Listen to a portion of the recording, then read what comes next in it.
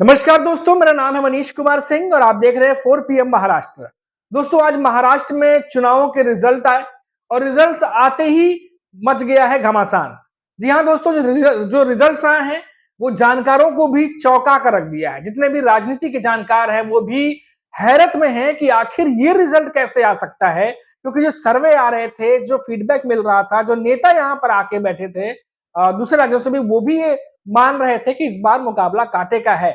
लेकिन जिस तरीके से रिजल्ट आए हैं, बिल्कुल एक तरफा मुकाबला गया है और बीजेपी जो कि 100 सीटों के आसपास बोल रहे थे कि जीत, लेकिन उससे भी ज्यादा जो है वो 125 सीटों के करीब जीतती दिखाई दे रही है। वहीं अजीत पवार और एकनाथ शिंदे की जो पार्टियां हैं, एनसीपी और शिवसेना, उन्होंने भी बेहतरीन प्रदर्शन कर दिया है। लेकिन एनडीए गठबंधन से जो उम्मीद लगाई जा रही थी कि लोकसभा चुनाव के बाद जिस तरीके से एनडीए गठबंधन मजबूत हुआ था कि इस बार मुकाबला कांटे का है, वो बिल्कुल भी दावा धाराशायी हो गया। इसके बाद हमने देखा कि आज संजय राउत ने प्रेस कॉन्फ्रेंस करके क्या कुछ कहा है। उन्होंने साफ कहा है कि ये जो रिजल्ट आया है, ये महाराष्ट्र की जनता ने ये नहीं दिया है जनादेश, ये उनका फैसला नहीं है। ये जरूर कुछ ना कुछ गड़बड़ हुई है, क्योंकि जो जिस तरीके के फीडबैक उन्हें मिल रहा था, ये रिजल्ट्स ऐसा बिल्कुल नहीं आना चाहिए था। राष्ट्र नहीं होने देंगे तो इसके लिए इस प्रकार के नतीजे महाराष्ट्र के ऊपर लाद गए हैं।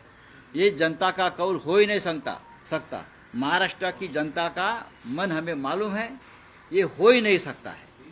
राउत साहब, दिख रहा है कि लाडली बहन जो सरकार की अरे लाडली भाई, यहाँ लाडले भाई है, लाडले नाना जी है, लाडले दादाजी है, सब कुछ लाडले है ना यहाँ।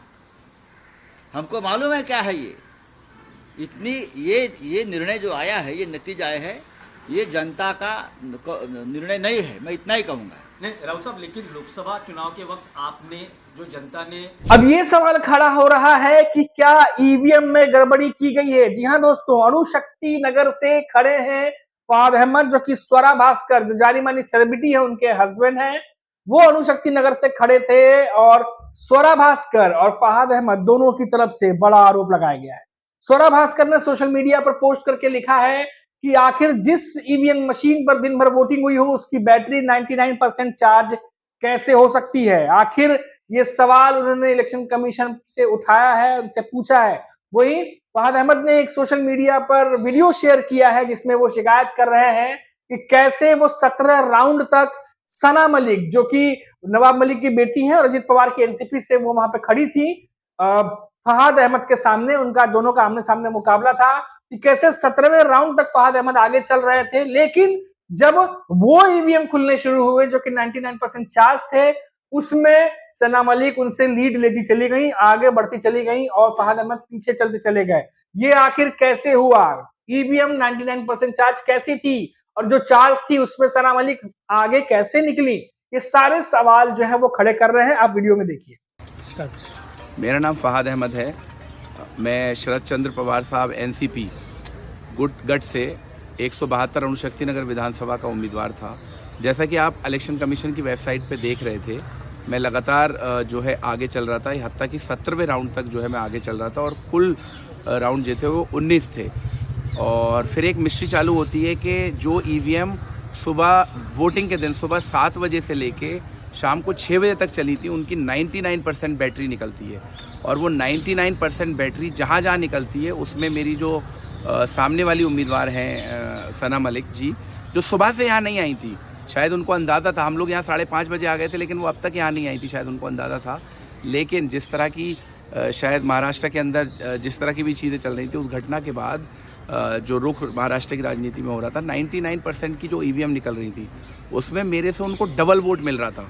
और बूथ पे वो मुझसे पीछे चल रही हैं, लेकिन जैसे ही कोई भी ईवीएम खुलती है जिसमें 99% बैटरी है, उस ईवीएम को कहीं ना कहीं किसी ना किसी तरीके से उसमें डबल ट्रिपल का मार्जिन सना मलिक जी लेके चल रही हैं।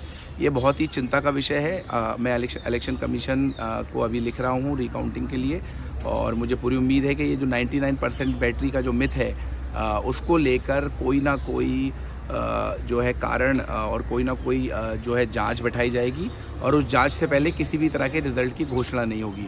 बहुत बहुत धन्यवाद। तो देखा आपने कि किस तरीके से फहद अहमद सवाल खड़े कर रहे हैं, स्वरा भास्कर सवाल खड़ी कर रही है, संजय राउत सवाल खड़े कर रहे हैं। अब इन सवालों पर इलेक्शन कमीशन क्या कुछ जवाब देगा, चुनाव आयोग की तरफ से क्या कहा जाएगा, ये तमाम बातें जो हैं अब देखने वाली होंगी। इसके अलावा अगर हम बात करें तो 2 और सीटें थी जिस पर सबकी नजरें थी। एक थी वर्ली, जहां पर आदित्य ठाकरे खड़े थे और उनके सामने जो है मिलिंद देवड़ा खड़े थे, वहां से आदित्य ठाकरे आज जीते हैं।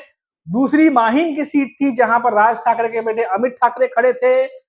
एकनाथ शिंदे के जो कैंडिडेट हैं सदा सरवरकर वो खड़े थे और महेश सावंत जो कि उद्धव ठाकरे की पार्टी के नेता वो खड़े थे। सदा सरवरकर ने बाजी मार ली है माहिम से और अमित ठाकरे वहां से हार गए हैं। सदा सरवरकर को ना खड़ा करने के लिए बीजेपी की तरफ से पूरी कोशिश की गई थी, लेकिन एकनाथ शिंदे अड़े रहे और उन्होंने वहां से सदा सरवरकर को खड़ा किया। उन्होंने बीजेपी की बात नहीं सुनी और नतीजा ये हुआ कि अब एकनाथ शिंदे के जो कैंडिडेट है वो वहां से जीत चुके हैं। तो ये एक बड़ी खबर थी दोस्तों जो आज मुंबई से निकल के सामने आई। लेकिन मैं फिर से बता दूं कि जो रिजल्ट्स हैं उन्होंने बड़े से बड़े जानकारों को हैरत में डाल दिया है कि आखिर इतने ज्यादा बहुमत के साथ जो एकनाथ शिंदे की पार्टी है या बीजेपी है, खासतौर पर बात करूं कि इतनी ज्यादा सीटें जीत करके, जो कि बिल्कुल उम्मीद नहीं थी, क्योंकि कांटे का मुकाबला माना जा रहा था और ये कहा जा रहा था कि नेक टू नेक फाइट देखने को मिलेगी। वहां पर बीजेपी इतनी ज्यादा सीटें जीत करके लेके आई है जिस पर संजय राउत अब सवाल खड़े करते दिखाई दे रहे हैं। तो दोस्तों अभी के लिए इतना ही, फिर लौटेंगे तो बात करेंगे किसी बड़ी खबर पर। तब तक आप देखते रहिए 4 PM महाराष्ट्र। नमस्कार।